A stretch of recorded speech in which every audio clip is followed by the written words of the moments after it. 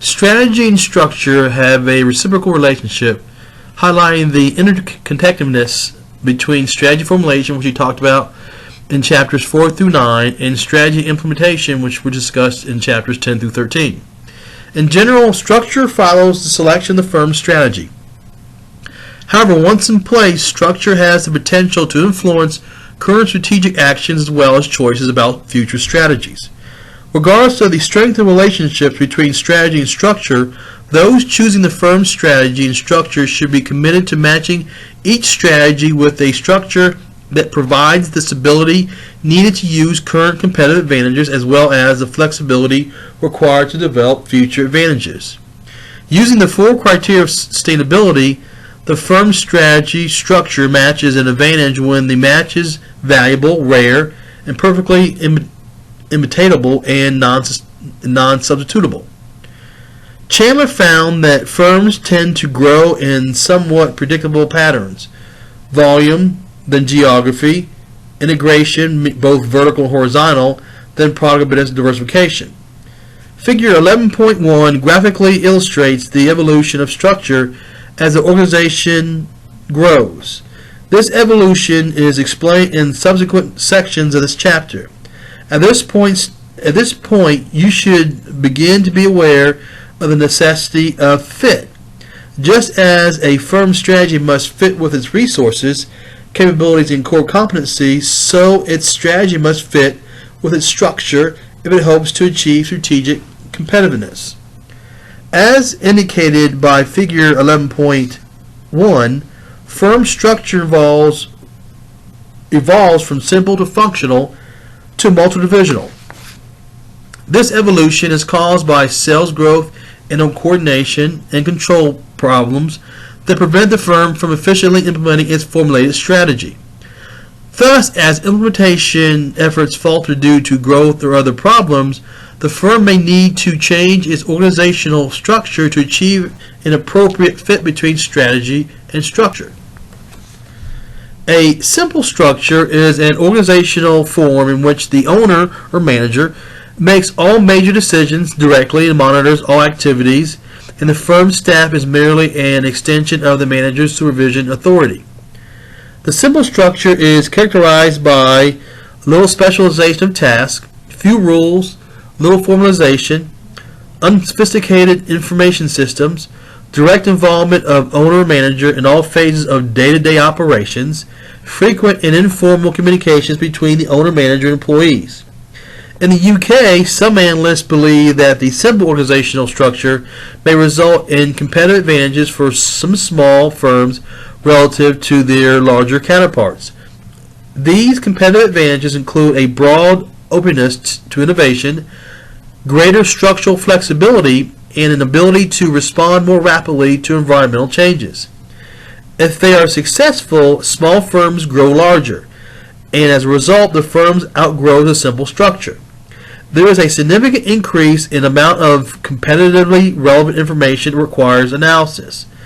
Also, more extensive and complicated information processing requirements place significant pressures on owner managers, and often due to a lack of organizational skills or experience. At this evolutional point, firms tend to move from the simple structure to a functional organizational structure. Now, the functional organizational structure consists of a chief executive officer and limited corporate staff with functional line managers in dominant functions: production, accounting, marketing, R&D, engineering, and human resources. This structure allows for functional specialization, facilitating active knowledge sharing within each functional area. Knowledge sharing usually supports career paths and professional development of functional specialists. However, compared to the simple structure, there are also some potential problems. For example, differences in functional specialization and orientation may impede communication and coordination. Functional specialists often may develop a myopic or very narrow perspective, losing sight of the firm's strategic vision and mission. When this happens, the problem can be overcome by implementing the multidivisional structure. The functional structure supports implementation of business-level strategies and corporate-level strategies with low levels of diversification. Now, within the multiple divisional structures I mentioned previously, because of the limits to an individual CEO's ability to process complex strategic information, problems related to isolation of functional area managers, and increasing diversification, the structure of the firm must change again. In these instances, the multi-divisional or M-form structure is most appropriate. The multi-divisional M-form structure is composed of operating divisions where each division represents a separate business to which the top corporate officers delegate responsibility for day-to-day operations and business unit strategy division managers. As initially designed, the M-form was thought to have three major benefits. 1. It allowed corporate officers to accurately monitor business unit performance, simplify and control problems. 2.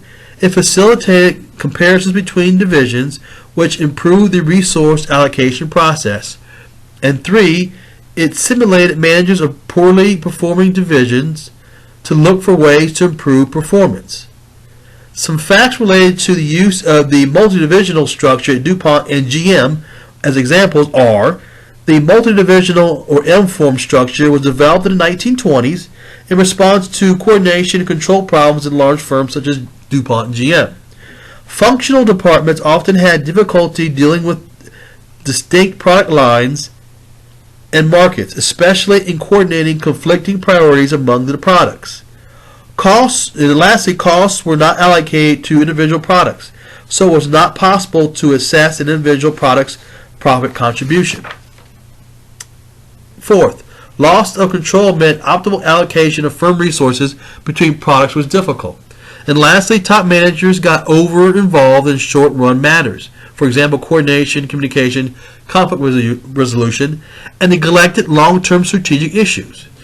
The new innovative structure adopted at GM called for creating separate divisions, each representing a distinct business. 2. Each division would house its functional hierarchy. 3. Division managers were given responsibility for managing day-to-day operations. 4. A small corporate office would determine the long-term strategic direction of the firm and exercise overall financial control over the semi-autonomous divisions. This would enable the firm to accurately monitor performance of each business, simplifying control and problems. 2. Facilitate comparisons between divisions, improving the allocation of resources. And 3. Stimulate managers of poorly performing divisions to seek ways to improve.